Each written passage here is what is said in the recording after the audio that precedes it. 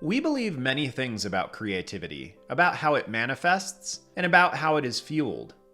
Last week, we talked about many misconceptions concerning creativity, and we will be continuing that train of thought.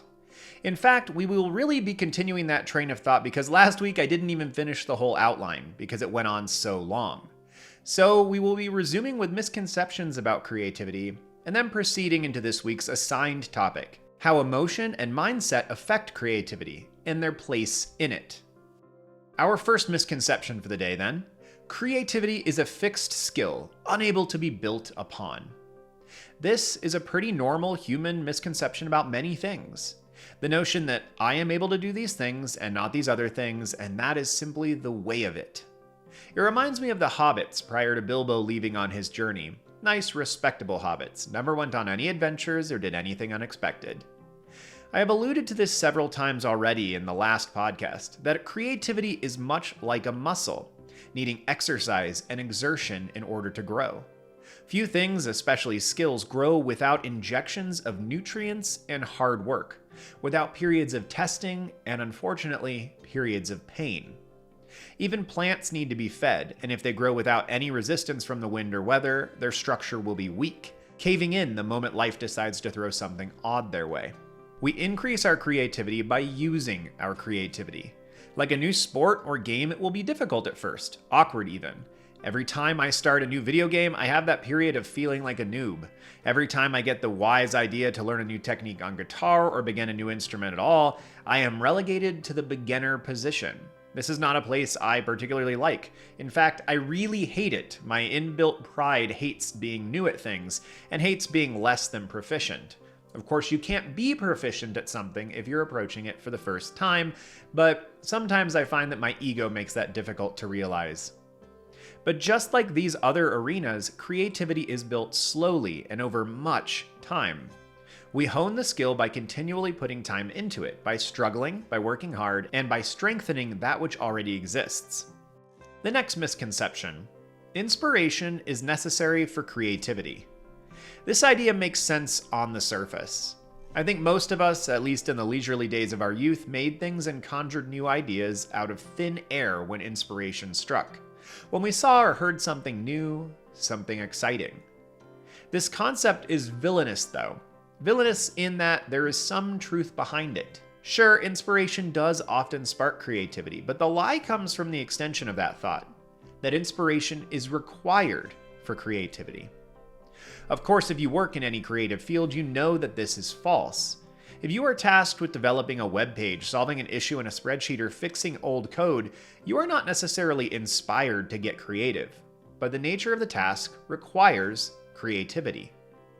From an artistic standpoint, we can observe this as well. When we are assigned a project in school, whether you went to art school in high school or college or whatever, anytime you've been assigned a project, you don't necessarily have inspiration to complete it. You have a goal, you have a motivation perhaps to complete the task, but you're not necessarily inspired. When I had one of the thousands, it seems, of still life projects that I had to complete in either high school, middle school, or college, I was almost never inspired. I do remember one time where the setup was all kids' toys, and that one was pretty exciting. But in every other still life that I can remember, I was not inspired to work on them. I knew that it was an assignment, I was going to get a grade, so I had some form of motivation. And I managed usually to find something fun in it to work on, but that just kind of pulled me through. It wasn't necessarily inspiration. And yet, as I worked through those projects, as I completed those still life drawings, pretty frequently I would encounter something entertaining. I would produce a project that was actually kind of fun to look at, despite the fact that it was mostly just a weird arrangement of boxes, vases, and old dried fruit. Inspiration was not a necessary component. Would it have been helpful? Sure, it would have made the process more enjoyable. It might have made it even more inspired. Wasn't intending the pun, but it kind of happened. But it was not required for that project. I ran into this teaching a lot, obviously, and I actually ran into the other part of it sometimes teaching, which is students would feel uninspired to work on their AP projects, for example. And I had to kind of talk them through the fact that you're not always going to have inspiration to do the things that you have to do in life. In my professional work, I was pretty much never inspired once to write a lesson plan. I don't like writing lesson plans. I think they're silly. I write plans that are much more built like a spreadsheet, where these are the order of things that I'm going to do, and this is the purpose behind them. But and some of you might say, well, that is a lesson plan, but in a lot of schools, lesson plans are really, really dictated. They have very specific things that have to be answered. You have to tie in with state standards and all these things. There is some wisdom to that, but on a daily basis, I just don't think it's particularly constructive toward teaching the lesson and teaching it well. Nevertheless, for 11 years of teaching, I had to write lesson plans almost weekly. Never once was I inspired to do so, but I did so because it was part of the job. This is maybe part of the cruel realization about adulthood, is the fact that there are a lot of things that you are going to have to do that you are not going to want to do, that you're not going to be inspired to do, that are going to feel like a waste of time, and yet you have to do them. In my mid-30s, I'm now working on trying to eliminate as many of those as I can in my personal and professional life, but there are some that just never go away. I am not inspired to do the dishes, after all. There are two responses to this kind of notion, though, this idea that you have to have inspiration to be creative. The first would be you work through it anyway, and this is kind of what I'm describing.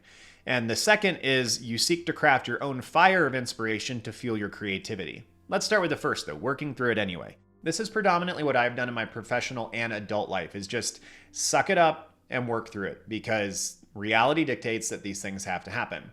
This happens sometimes even when I'm working on stuff nowadays, where I'm working on what you're watching take place in the background while you listen to this podcast, or when I'm just filling sketchbook pages. I don't always feel inspired, but I know that generally if I'm going to put an hour into making some art, that even if I don't feel inspired at all, that first 10 minutes or so are going to be drudgery, and after that I'm just going to get into the routine and I'm going to enjoy it. I sat down this morning to work on some recording material for a sketchbook session. It was just a series of mushrooms that I was working on from reference. I wasn't inspired to work on the mushrooms. I had actually sat down with the intention of working on birds. When I opened my iPad, which is what I routinely use for references though, it was still on mushrooms from studying for this piece that you're watching take place. And so I just went with it. I just started drawing mushrooms. And I wasn't opposed to doing it. Like, I wasn't uninspired, I just wasn't inspired by that thing. So I just started working. After about 10 minutes or so, I kind of started falling into the routine. I started enjoying it. So sometimes, and perhaps most frequently, when you feel uninspired, just sit down and do the work anyway.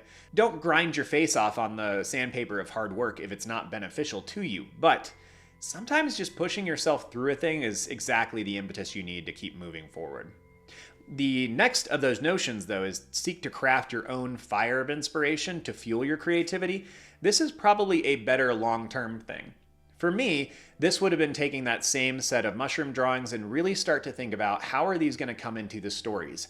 How are these going to impact, Andorra's exploration through this subterranean world as I continue to make illustrations for the children's book that I want to work on? If I had started incorporating those elements and thinking about it as how is this going to efficiently help me with something else later on, I would have been more inspired. I would have been able to work on it a little bit more heartily. I might have worked longer than my hour and 4 minutes that I recorded. I don't know. But if you can find a way to find and craft inspiration in the moment to make something more palatable to you, you're going to work on it longer. Your results are probably going to be better. And if your results are not as good, if you have poor results, you still had the inspiration and the excitement to do it, and that will leave you coming out the other side feeling just a little bit better about things. So no, you don't need inspiration to work on creative things. It does help, but you cannot depend on it. Inspiration is fickle.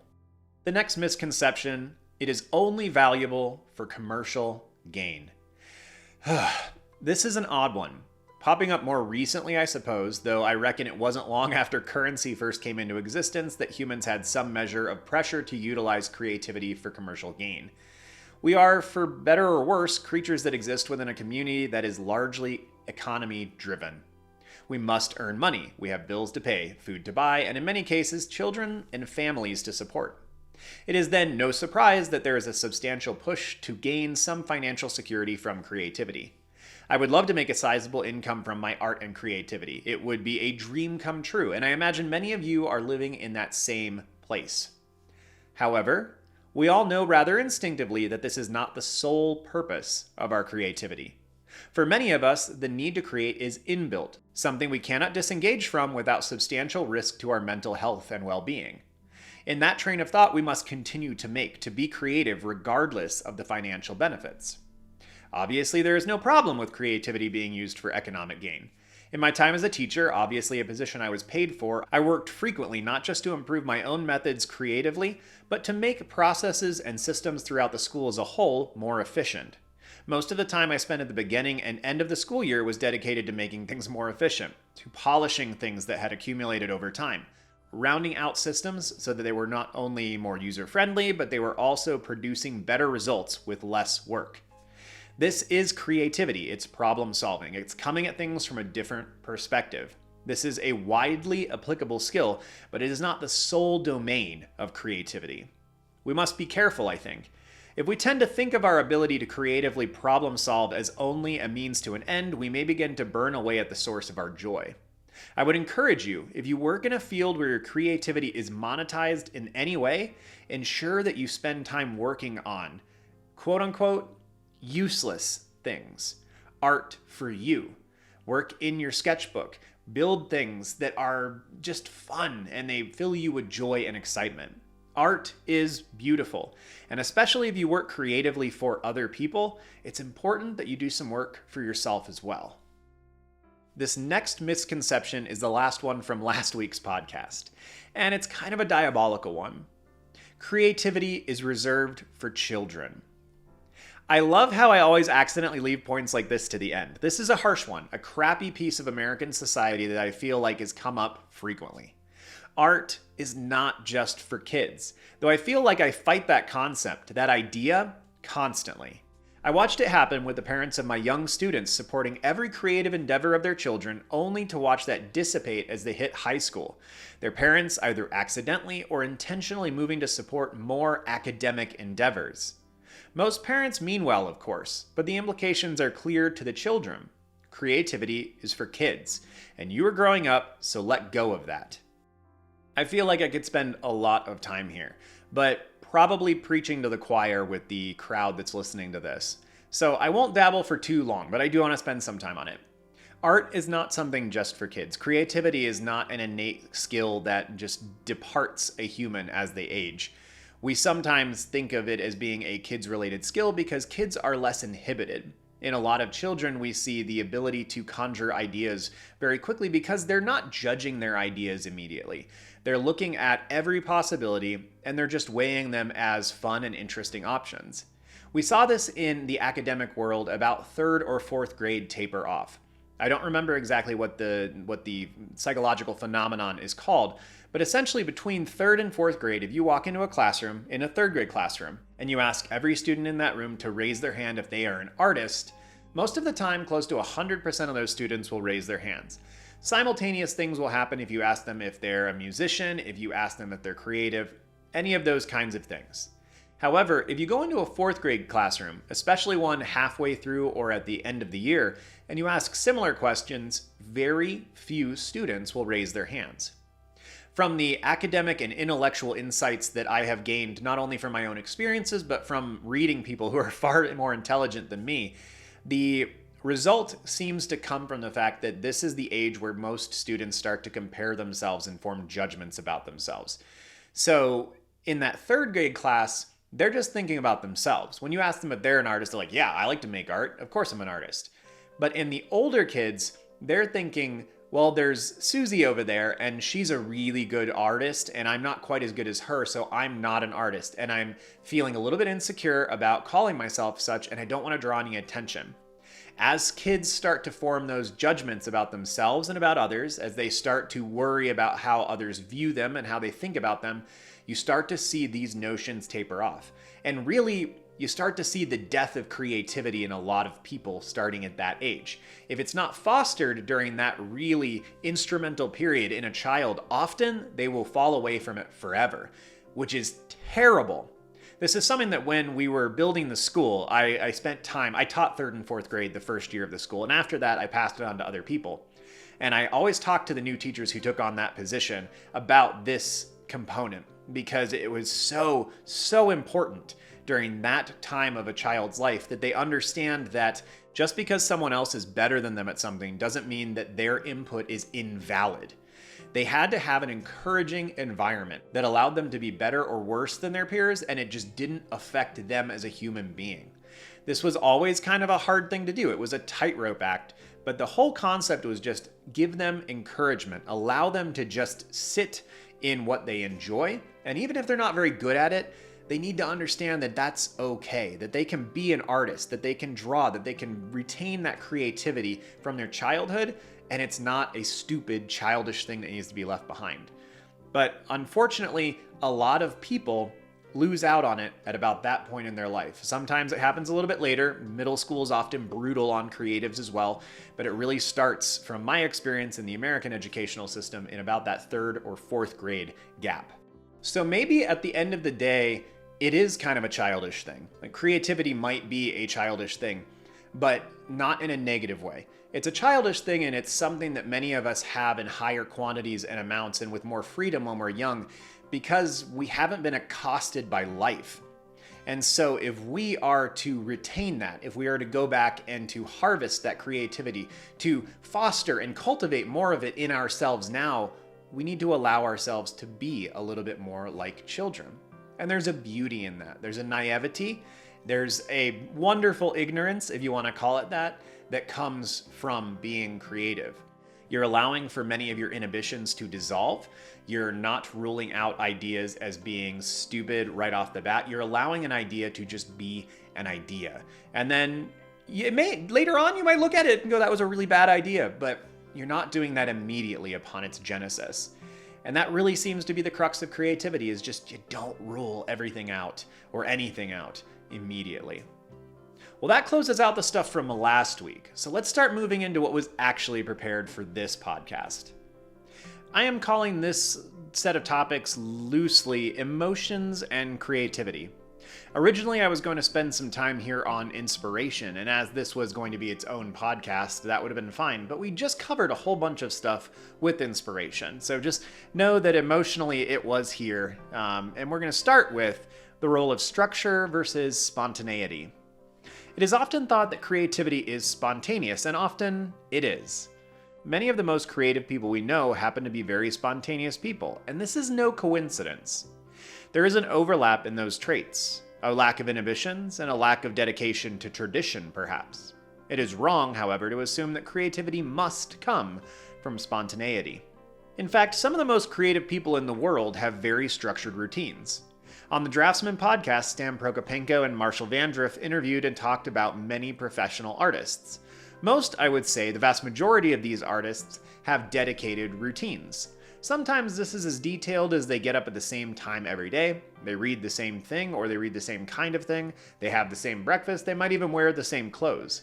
Steve Jobs, who is one of the most influential people at Apple, rather famously wore the same things every single day. But many of the most creative people actually allow themselves to be more creative by creating structures everywhere else. They have rigorous structures for their schedule, for what they do in the day, and that allows all of the unstructured time, the creative time, to be totally uninhibited by all of the other decisions that have to be made in the day. When it comes to authors, you run into exactly the same thing. If you spend much time on the writing side of YouTube, you will quickly come to find that there are lots of writing in such and such author's style videos. These videos are built on the premise of following an author's usually robust personal schedule and structures to achieve creativity. In some cases, again, this is a specific time they wake up, a specific time they eat, a specific time they take naps, or how long they write, or how many words they try to get in a day. There are lots and lots of different structural components to how they work. But one of the most striking pieces is that they're so different from one another that maybe 8 different authors have dramatically different ways that they work on their routines.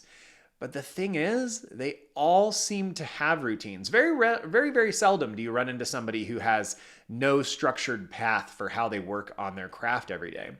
I think sometimes when we grow up working only based on our inspiration and being spontaneous, like we grow up with this idea that this is how art works. But if you look at the really proficient people in our world, some of the most creative people, that's not how they function. If I had to guess, this idea comes from a mix of ignorance concerning creativity in the first place and the stereotype that artists are slobs who are disorganized and operate randomly. In truth, many artists develop routines and structures that work for them, especially in a professional environment. At the end of the day, this is most evident and most easily demonstrated when you think about the fact that there are jobs where people have to be creative on a deadline, as I mentioned before. Spontaneity is good, it can allow you to try new things, to be adventurous, and to explore, but leave room for structure as well.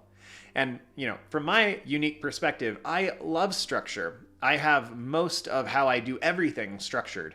I used to track every single minute that I put into art. I had a giant spreadsheet and it would calculate things, and it even color-coded the days where I hit above my average. I write every day right now. Everything is tracked in spreadsheets. I track my word count every single day. I have a big spreadsheet that tracks all of the video content. When I finish recording the audio for this video, I get to happily waltz over onto one of my other monitors, find that spreadsheet, and write "done" in a cell.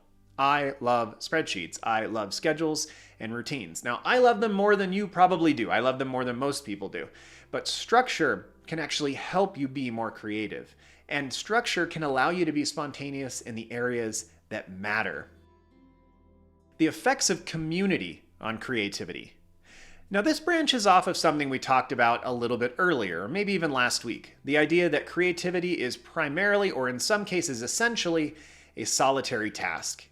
It is an understandable notion that artists and creatives work independently, even if they happen to work within the field of view of other people.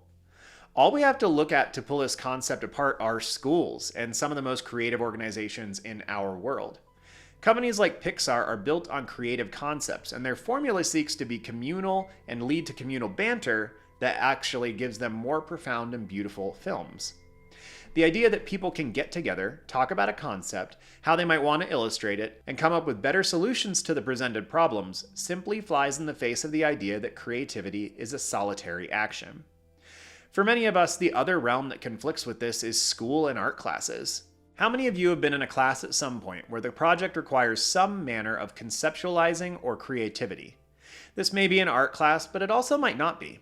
How often do you come up with an idea, and then after hearing from your classmates about theirs, or bouncing yours off of them, you revisit the concept and tweak it?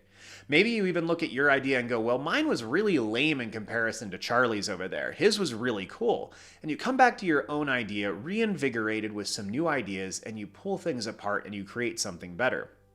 Community is often one of the best things you can do for creativity. If you are humble and display your work to others, you can often take snippets of their individual perspectives and add them to your own. Not only that, but you can actually just get good feedback. Different perspectives, different eyes and minds perceive things differently. And your people, the people that are in your life all the time, might give you very similar feedback, and you show somebody who comes from a very different background to you and they go, oh my goodness.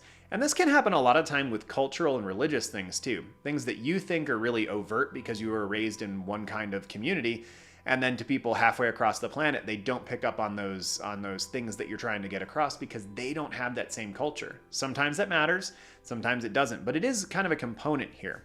As artwork of any kind is to be perceived by humans as its chief purpose, though not its only purpose, it makes sense that individual human perspectives might add something to your work. From another angle, it is often easier to work on your creative endeavors when you have other people around you who are doing similar things. It is more enjoyable too. I have more fun working on projects when I have people that I can share things with. Even if we're not working on the same thing. I have a couple of friends that I frequently send pieces back and forth with just because they'll get excited and because that gives me a little bit of an impetus to keep moving forward.